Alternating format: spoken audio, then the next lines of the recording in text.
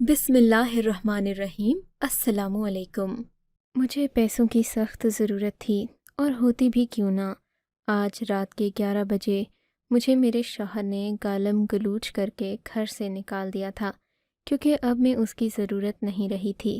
اپنے شوہر کے عالی شان گھر میں رہتے ہوئے میں نے بہت اچھا اور شاندار وقت گزارا تھا، لیکن اب شاید میرے یہاں سے جانے کا وقت آ گیا تھا۔ میرے شوہر کی ماں نے مجھ پر ایک بہت ہی گندا گھناؤنا الزام لگا کر مجھے اپنے گھر سے نکال دیا۔ اب میرے شوہر کو بھی اپنی آنکھوں کے سامنے اپنی دوسری بیوی نظر آ رہی تھی، اسی وجہ سے اس نے بھی کوئی خاص اعتراض نہیں کیا۔ اب میں روتی دھوتی اپنے ماں باپ کے گھر بھی نہیں جا سکتی تھی، کیونکہ میں نے محبت کی شادی کی تھی۔ مجھے یہی لگتا تھا کہ میرا شوہر بہت امیر و کبیر ہے، ہمیشہ مجھے خوش رکھے گا، کبھی ایسی نوبت نہیں آئے گی کہ مجھے اس سے کچھ کہنا پڑے، میری ہر فرمائش کو پورا کرے گا۔ پر شادی کے بعد مجھے پتہ چلا کہ یہ سب کچھ تو اس کی ماں کا تھا، اور اسے قبول ہی نہیں کر پائی تھیں۔ میں اس گھر میں ایک نوکرانی کی حیثیت سے رہ رہی تھی، کیونکہ میرا شوہر مجھ سے ذرا بھی محبت نہیں کرتا تھا، مجھے کسی کھلونے کی طرح اپنے بڑے گھر میں شو پیس کے طور پر رکھے ہوئے تھا۔ کچھ عرصہ میں برداشت کرتی رہی، اور آج آخر کار اس سونے کے پنجرے کو چھوڑ کر گجرانوالہ کی انہی گلیوں پر نکل پڑی جہاں سے کبھی چل کر میں اپنے شوہر کے اس عالی شان محل میں آئی تھی۔ میری آنکھوں سے آنسو رواں تھے، میرے وجود پر ایک بس باریک سا لباس تھا جو کہ سردیوں کے حساب سے ناکافی تھا۔ مجھے ڈر لگ رہا تھا کہ اب میں کہاں جاؤں گی۔ رات کے 11 بجے اپنے شوہر کا گھر چھوڑ کر ایک عورت کہاں جا سکتی ہے؟ بالآخر میں نے ایک پناہ گاہ میں اپنا سر چھپانے کا انتظام کر لیا۔ میں یہ نہیں جانتی تھی کہ صبح میرے لیے زندگی کیا لے کر آئے گی۔ صبح میری آنکھ کھلی تو یہاں پر ماحول بہت عجیب سا تھا۔ میرے ذہن میں بہت عجیب سا تھا۔ میرے ذہن میں بہت سارے خیال آ رہے تھے کہ سب سے پہلے مجھے اپنے لیے کوئی گھر ڈھونڈنا ہوگا، پر اس کے لیے مجھے کم سے کم 50,000 کی ضرورت تھی۔ 50,000 میں کہاں سے لاتی؟ میرے تو وجود پر سونے کا کوئی زیور بھی نہیں تھا، بس ایک لباس تھا جو نہ جانے کب تک چلتا۔ مجھے سخت فکر ہو رہی تھی کہ میں کہاں جاؤں گی، کیا کروں گی۔ خدا کی زمین مجھے خود پر تنگ ہوتی محسوس ہو رہی تھی۔ میں بس گلیوں میں آوارہ گھومتی پھرتی جا رہی تھی کہ ایک بڑا ہی دلچسپ اعلان میرے کانوں میں پڑا تھا۔ وہ اعلان ایسا تھا کہ سن کر مجھے یقین نہیں آیا۔ ایسا لگا 2 لمحوں کے لیے کہ یہ سب کچھ جھوٹ ہے، فراڈ ہے، ایسا کیسے ہو سکتا ہے؟ اعلان کرنے والا آدمی کہہ رہا تھا کہ چھوٹی گلی میں ایک عورت کی فوتگی ہو گئی ہے، اسے غسل دینے کے لیے کوئی بھی نہیں آ رہا، اگر کوئی اس عورت کو 50 لاکھ روپے انعام میں دے گا۔ میں حیران تھی کہ کوئی 50 لاکھ روپے کا سن کر کیسے اس عمل سے دور رہ سکتا ہے، ایک غسل ہی تو دینا تھا۔ میں پریشان ہو گئی، مجھے لگا کہ اگر اتنا آسان ہوتا تو اس کے شوہر کو اتنی بڑی شرط رکھنا ہی کیوں پڑتی۔ میں اس آواز کی طرف چل پڑی تھی، وہ آواز ایک چھوٹی گلی سے آ رہی تھی۔ میں نے دیکھا کہ وہاں پر لوگوں کا ایک ہجوم سا تھا، گھر کے باہر عجیب سے لوگوں کا ایک ہجوم تھا جو کہ بہت زیادہ پریشان نظر آ رہے تھے، اور سبھی کے چہروں کی ہوائیاں اڑی ہوئی تھیں۔ میں نے 1-2 عورتوں سے پوچھا کہ کیا اس عورت کو جو کہ فوت ہو گئی ہے، غسل دینے کے لیے خاص تجربہ کار عورت کی ضرورت ہے یا کوئی بھی غسل دے سکتا ہے؟ اس نے کانوں کو ہاتھ لگاتے ہوئے کہا، بی بی، کوئی بھی دے سکتا ہے، اس کا شوہر ابھی اتنا اس نے کانوں کو ہاتھ لگاتے ہوئے کہا، بی بی، کوئی بھی دے سکتا ہے، اس کا شوہر ابھی اتنا مجبور ہے کہ کسی سے بھی غسل دلوا دے گا، پر شرط یہ ہے کہ وہ بس عورت ہونی چاہیے۔ اس عورت نے کہا تو میں نے اپنے منہ پر ہاتھ رکھ لیا۔ یہ تم کیا کہہ رہی ہو؟ ایک حاملہ عورت کو جو کہ مر چکی ہے غسل دینے کا کوئی 50 لاکھ کیوں دے گا؟ اس کا شوہر خود کیوں نہیں غسل دلوا دیتا اس کو؟ پاگل ہو گئی ہو کیا؟ اس نے اپنے منہ پر ہاتھ رکھتے ہوئے کہا، تمہیں کچھ شرم ہے کہ نہیں؟ بیوی جب مر جاتی ہے تو شوہر اس کے لیے غیر محرم ہو جاتا ہے، وہ اسے ہاتھ تک نہیں لگا سکتا، اور تم غسل دینے کی بات کر رہی ہو۔ دیکھو، اگر تم مجبور اور مظلوم بھی ہو تو تب بھی اس کام کے بارے میں سوچنا بھی مت، کیونکہ تم نہیں جانتی کہ حقیقت کیا ہے۔ خود سوچو نا، اگر کوئی غسل دینے والی عورت ہوتی تو ان لوگوں کو 50 لاکھ روپے دینا ہی کیوں پڑتے؟ 50 لاکھ روپے دینا ہی کیوں پڑتے؟ میں اس عورت کی بات سن کر کچھ سمجھ بیٹھی تھی کہ ہاں شاید ایسی کوئی نہ کوئی بات ضرور ہوگی، ورنہ یہ لوگ اتنا بڑا اعلان ہی کیوں کرواتے۔ ایک لمحے کو میں نے سوچا کہ مجھے یہاں سے چلے جانا چاہیے، زندگی میں مزید مشکلات کو نہیں بھرنا چاہیے۔ پر پھر میں نے سوچا کہ غسل دینے سے کیا ہی ہوگا، اگر میں اندر جا کر یہ کام بھی کر آتی ہوں تو ہو سکتا ہے کہ یہ آدمی اپنے وعدے کے مطابق مجھے 50 لاکھ روپے دے دے، پھر اپنے شوہر اور ساس نندوں کی غلامی بھی نہیں کرنا پڑے گی، اور یہ بھی ہو سکتا ہے کہ میں اپنے شوہر کے لیے گھر خرید لوں، ہم دونوں وہیں پر رہنا شروع ہو جائیں اور پھر ہمیشہ ہمیشہ کے لیے میری زندگی کامیاب ہو جائے گی، کیونکہ گھر ہی تو نہیں تھا میرے پاس، ورنہ میرا شوہر چھوٹی موٹی نوکری بھی کرتا تھا۔ میری ساس اور نندوں کو بس اس گھر کا روب تھا جو کہ ان کے مرحوم باپ نے ان کے نام پر کیا تھا۔ میں نے کچھ کا دروازہ خستہ حال تھا۔ میں سوچنے لگی کہ اگر اس گھر کے مکین اتنے ہی امیر ہیں کہ صرف ایک غسل دینے کے لیے 50 لاکھ روپے دے سکتے ہیں، تو پھر یہ اس گندے سے پرانے خستہ حال گھر میں کیا کر رہے ہیں؟ میں نے یہ دل میں سوچا تو خیال آیا کہ مجھے واپس چلے جانا چاہیے۔ یہ لوگ اتنے امیر بھی نہیں لگتے تھے۔ ایک تنگ سی گلی تھی، بالکل چھوٹی سی، جس میں سے بس 4-5 لوگوں کے ایک ساتھ گزرنے کی جگہ تھی۔ وہاں پر اتنا بڑا اعلان ہونا یقیناً اچنبھے کی بات تھی۔ وقت تو ریت کی مانند مٹھی سے پھسل جاتا ہے۔ میں نے سوچا کہ یہ نہ ہو یہ دن نکل جائے، پھر تو میرے پاس یہ امید بھی باقی نہیں رہے گی تو میں کہاں جاؤں گی۔ تبھی میں نے اس گھر کے دروازے پر جا کر دستک دی اور کہا کہ میں اس عورت کو غسل دینے کے لیے تیار ہوں۔ اب سبھی عورتیں مجھے پھٹی پھٹی آنکھوں سے دیکھنے لگیں۔ سب کی نظروں میں میرے لیے حیرت تھی اور وہ مجھے ایسے دیکھ رہی تھیں جیسے میں اس دنیا کی نہیں، کہیں اور سے آئی عورت، دنیا کی نہیں کہیں اور سے آئی عورت ہوں۔ ارے بیوی، تم پاگل تو نہیں ہو گئی؟ اتنا بڑا خطرناک کام کرنے جا رہی ہو؟ آخر کچھ تو سوچو، تمہارے بچے ہوں گے، خاندان ہوگا تمہارا۔ اگر یہاں سے تمہاری لاش ہی اٹھی تو پھر کیا کرو گی؟ ایسا کیوں کر ہوگا؟ ایک مردہ عورت مجھے کیسے مار سکتی ہے؟ آپ لوگوں کو اپنے دماغ سے سوچنا چاہیے۔ یہ بہت بڑا ایک موقع ہے جس سے میں پیسے کما سکتی ہوں۔ میرے لیے اب جینا مرنا ایک برابر ہے۔ اگر مجھے یہاں سے کچھ نہیں ملا تو سمجھو کہ میں مر جاؤں گی ویسے بھی۔ اس سے اچھا ہے کہ میں کوئی کام کر کے، محنت کر کے مر جاؤں۔ میں نے کہا کہ میں اس عورت کو غسل دینے کے لیے تیار ہوں۔ تب وہ اعلان ہونا بند ہو گیا اور اسپیکر پر یہ بھی کہہ دیا گیا کہ اب اس حاملہ عورت کو غسل دینے کے لیے ایک عورت آ گئی ہے، سو اب مزید کوئی ہمارے گھر کے باہر اس مقصد کے لیے جمع نہ ہو۔ سب لوگ وہاں، مجھے ایک کمرے میں لے جایا گیا۔ اس عورت کا شوہر سامنے ہی بیٹھا تھا۔ آپ یہ کام کر لیں گی نا؟ آپ پر کوئی دباؤ تو نہیں ہے؟ یا آپ بعد میں یہ تو نہیں کہیں گی کہ مجھے یہاں پر زبردستی لایا گیا تھا؟ نہیں صاحب، میں ایسا کیوں کروں گی؟ ویسے بھی یہ کتنے سے کام کے مجھے 50 لاکھ روپے مل رہے ہیں، تو مجھے اور کیا چاہیے؟ آپ کو پتہ ہے کہ میں ایک بے گھر عورت ہوں، تو مجھے اپنے لیے گھر خریدنا ہے۔ بالکل بالکل، میں کوئی مذاق تو کر نہیں رہا۔ اس 50 لاکھ سے آپ گھر خریدیں، اپنے لیے کاروبار شروع کریں یا گاڑی خریدیں، مجھے اس چیز سے کوئی غرض نہیں ہے۔ بس آپ میری بیوی کو غسل دے دیجئے، میں آپ کو ابھی 2 لاکھ روپے ادا کر دوں گا اور باقی کے پیسے آپ بعد میں آ کر لے جائیے گا۔ اور ہاں، اپنا خیال ضرور رکھیے گا۔ مجھے امید ہے کہ اگر آپ نے ایسا کرنے کے لیے کہا ہے تو آپ کے اندر اس سب کا ہمت اور حوصلہ بھی موجود ہوگا۔ میں دوسرے کمرے میں گئی تو وہاں پر اس عورت نے لال رنگ کے کپڑے پہنے ہوئے تھے اور وہ چارپائی پر کسی لاش کی مانند رکھی گئی تھی۔ میں پہلی بار کسی مردہ عورت کو یوں دیکھ رہی تھی، ورنہ تو صرف کفن میں ہی لپٹے دیکھا تھا۔ میرے لیے یہ ایک نیا چیلنج تھا۔ میں نے دیکھا اس کی تو آنکھیں بھی کسی نے بند نہیں کی تھیں۔ یہ کمرہ عجیب سا تھا۔ کمرے میں پردے ابھی تک گرے ہوئے تھے، یعنی صبح ہونے پر بھی کسی نے کمرے کے پردے اوپر نہیں کیے تھے کہ روشنی کمرے کے اندر داخل ہو سکے۔ کمرے میں ایک چھوٹا سا کھلونا بھی پڑا ہوا تھا جو شاید اس عورت نے اپنے بچے کے لیے لایا ہوگا۔ میں یہ سب دیکھ کر بہت اداس ہو گئی تھی۔ اس عورت کا وجود بھاری بھرکم تھا، ایک تو یہ کہ اس کا وزن زیادہ تھا اور اوپر سے وہ ماں بننے والی تھی۔ اسی وجہ سے اس کا وزن اس قدر زیادہ تھا کہ مجھ سے تو اس کا ایک بازو بھی ہلایا نہیں جانا تھا۔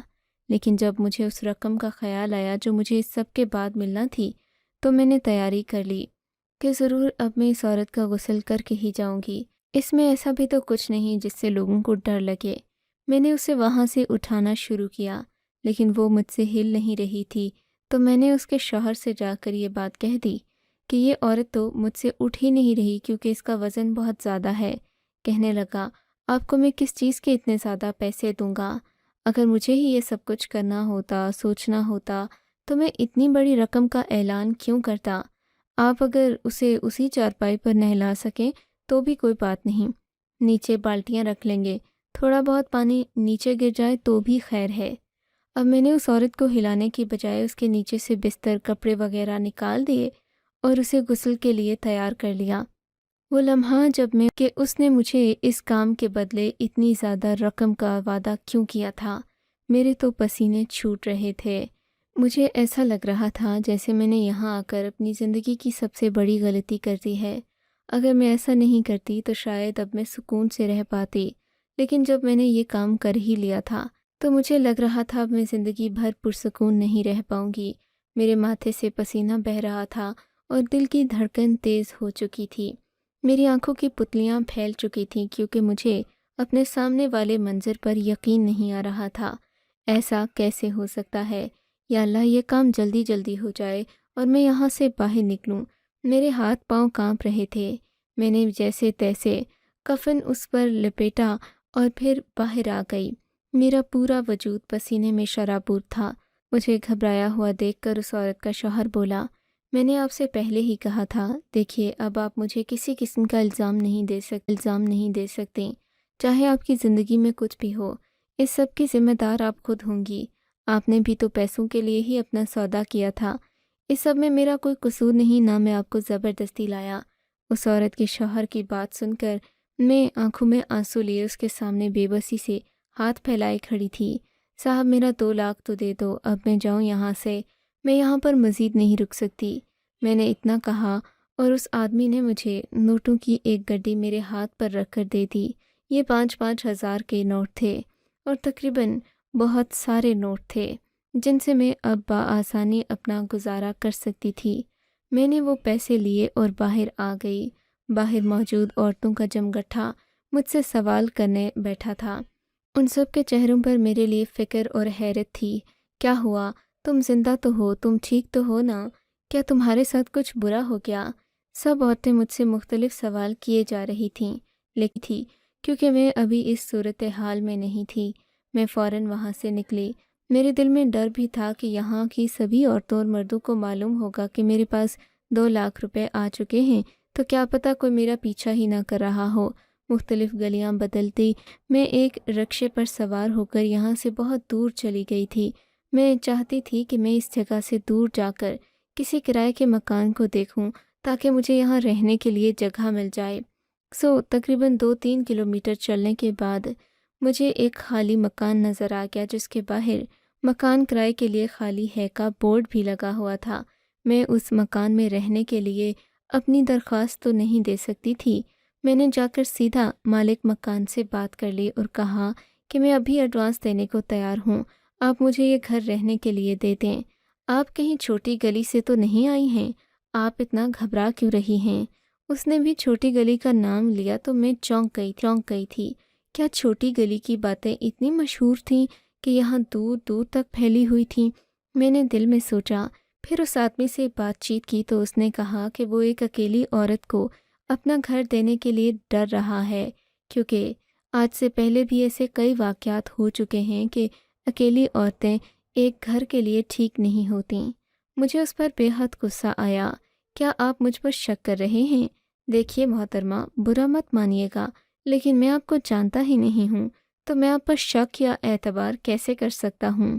آپ برائے مہربانی اپنا شناختی کارڈ، اپنی کوئی پہچان لے کر آئیں، تو ہی میں آپ کو مکان کرائے کے لیے دے سکتا ہوں۔ اگر میں آپ کو دوگنا کرایہ دوں تو پھر بھی نہیں دیں گے کیا؟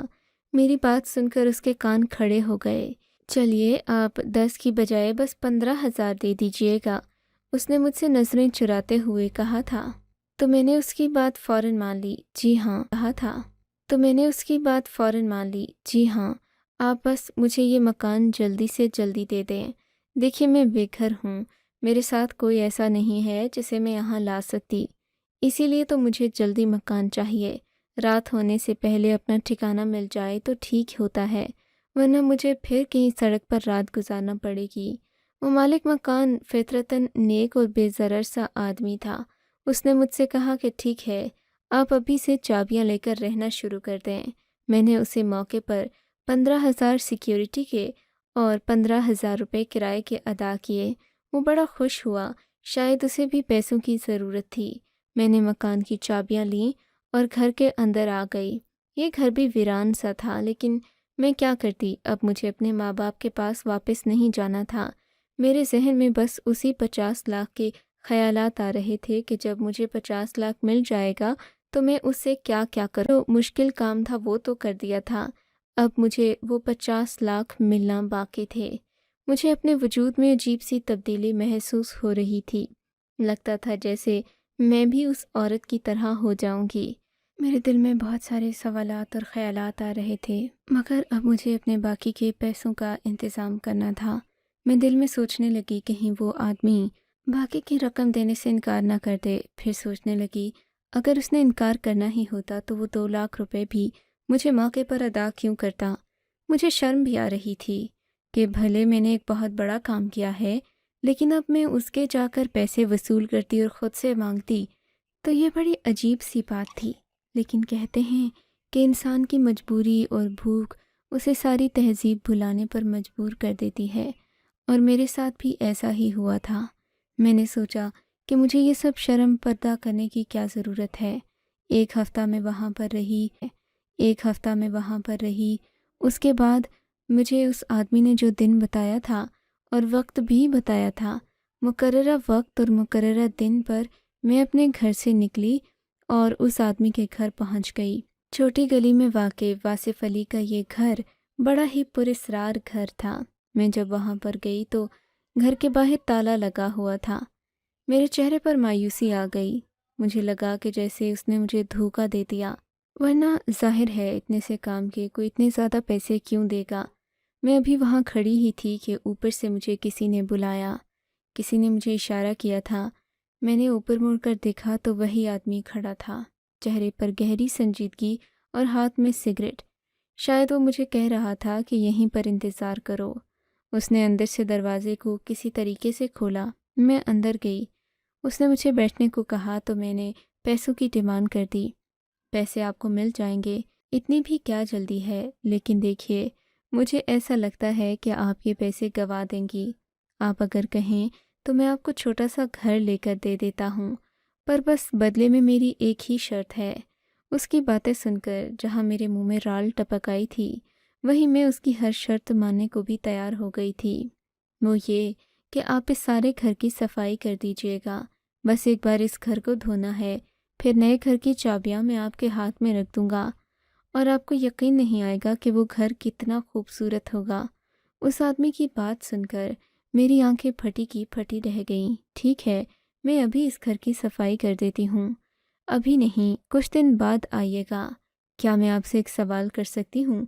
मैंने उसे सवाल पूछा तो उसने जो मुझे जवाब दिया, उस जवाब के बाद मेरा दिल चाहा कि मैं उससे वो रुपए कभी ना लूँ।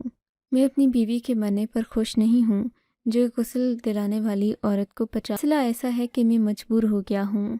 अगर मैं ये 50 लाख रुपए ना देता तो मेरी भी जान चली जाती। वो कैसे? मैंने हैरत से पूछा था। मेरी बीवी को तो आपने देखा ही होगा, वो बेपनाह हसीन थी। हमारी शादी को ज़्यादा अरसा नहीं हुआ, सिर्फ 8-10 महीने हुए थे। अल्लाह ने हमें औलाद की नियामत से भी नवाजना था, क्योंकि वो उम्मीद से हो गई थी। लेकिन एक दिन एक अजीब सी बात हुई। मेरी बीवी के हाथ पांव अकड़ रहे थे और उसके हाथ पांव में ऐसी अकड़न मैंने आज से पहले नहीं देखी थी। मैं समझा कि शायद मेरी बेगम को कैल्शियम की कमी है। तभी मैं उसे फ़ौरन डॉक्टर के पास लेकर गया।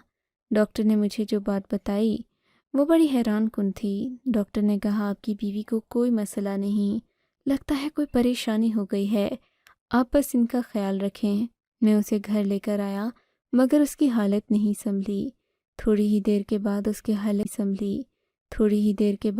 حلق سے کسی مرد کی آوازیں آنے لگیں۔ ایسے لگا جیسے میری بیوی نہیں بلکہ اس کے اندر سے ایک آدمی بول رہا ہے۔ میں تو حیران تھا۔ آج سے پہلے ان باتوں پر میں یقین نہیں رکھتا تھا، لیکن آج جب میں نے اپنی آنکھوں سے دیکھا تو میں بہت پریشان ہو گیا تھا۔ میری اماں بولیں، میں اسی لیے تم دونوں سے کہتی تھی کہ رات گئے تک چھت پر نہ جا کر بیٹھا کرو، پر تم لوگ میری بات کہاں سنتے ہو۔ تمہاری بیوی کو آسیب ہو گیا ہے۔ اماں کی یہ باتیں بہت ڈراؤنی لگتی تھی مجھے، لیکن پھر رفتہ رفتہ میری بیوی اس آسیب کے زیر اثر چلی گئی۔ اب تو وہ آسیب باقاعدہ مجھ سے باتیں بھی کرنے لگا تھا، مجھے بھی جیسے اس کی عادت ہونے لگی تھی۔ میں اپنی بیوی کے قریب جاتا تو وہ چیخنا چلانا شروع کر دیتا، کہتا کہ تمہاری بیوی کے پیٹ میں میرا بچہ ہے، تمہاری ہمت کیسے ہوئی اس کے قریب آنے کی، یہ بڑی خوفناک اور ہیبت پیار محبت جتا سکوں۔ رفتہ رفتہ اسے ڈپریشن ہونے لگا تھا۔ وہ یہ سمجھنے لگی کہ شاید میں اس سے نفرت کرتا ہوں، پر ایسا نہیں تھا۔ رفتہ رفتہ آسیب کا اثر بڑھتا جا رہا تھا۔ پھر ایک دن وہ ہوا جو میں نے سوچا بھی نہیں تھا۔ میں نے اپنی بیوی کے لیے ایک مولوی صاحب کو بلانے کی کوشش کی۔ اس دن گھر میں بہت ساری چیزیں ٹوٹیں اور ایک عجیب سا کوہرام برپا تھا۔ اس جن نے میری بیوی کی جان لے لی اور مجھ پر ہنسنے لگا، بولا کہ اب تجھے اپنی آدھی دولت اس کے جنازے پر لٹانی ہے، ورنہ میں تجھے بھی نہیں چھوڑوں گا۔ تو نے میرے بچے کو اس دنیا میں آنے سے پہلے ہی مجھ سے دور کر دیا، اب میں تیری ایک ایک چیز کو تباہ کروں گا۔ اگر تو نے اپنی دولت خود نہیں چھوڑی تو میں تجھ سے حساب لوں گا، ایک ایک پائی کا حساب، اور تجھے اس گھر سے بے گھر کروں گا۔ یہ عجیب سی بات تھی، شاید آپ بھی میری بات پر یقین نہیں کریں گی۔ اس گھر سے بے گھر کروں گا، یہ عجیب سی بات تھی، شاید آپ بھی میری بات پر یقین نہیں کریں گی، لیکن میرے ساتھ یہ ہو چکا ہے، اور میں پہلے جو کسی چیز پر یقین نہیں رکھتا تھا، اب اس سب چنگل میں پھنس کر بہت بے یقین سا ہو گیا ہوں۔ مجھے اپنا آپ پاگل لگنے لگا ہے۔ میں نے سوچا کہ اپنی دولت لٹانے کی بجائے میں کسی غریب کی مدد کر دوں تو میرے لیے زندگی بھر کا سکون بن جائے گا، اور شاید اس مصیبت سے بھی میری جان چھوٹ جائے۔ یہ تو اب میری بھی جان لینے کے در پہ ہے۔ اس آدمی کی دکھ بھری کہانی سن کر میں سوچنے لگی کہ کہیں یہ جھوٹ تو نہیں بول رہا، کیونکہ اس کی باتوں میں کوئی سچائی لگتی نہیں تھی۔ پر جب اس نے اگلے ہفتے مجھے گھر کی چابیاں دیں تو مجھے یقین ہو گیا کہ ہاں، یہ آدمی سچ ہی بول رہا ہے، ورنہ کوئی جھوٹ بول کر اتنی بڑی رقم اور اتنے زیادہ پیسے کسی کے حوالے کیوں کرے گا۔ مجھے خوشی نہیں ہے کہ وہ کنگال اور میں امیر و کبیر بن گئی ہوں، لیکن کہتے ہیں کہ جب قدرت آپ کے لیے کسی چیز کا بندوبست کرتی ہے تو پھر وہ کسی وجہ یا بہانے کو نہیں دیکھتی، بس انسان کی زندگی میں سب کچھ بہتر ہوتا چلا جاتا ہے۔ آپ سب دعا کریں کہ میرا شوہر میرے ساتھ۔ آپ کو اگر یہ کہانی اچھی لگی ہے تو اس ویڈیو کو لائک کیجیے، اور اس طرح کی مزید کہانیاں سننے کے لیے ہمارے چینل کو ضرور سبسکرائب کیجیے۔ کہانی سننے کا شکریہ۔ آپ سے ملاقات ہوگی اگلی ویڈیو میں، تب تک کے لیے اللہ حافظ۔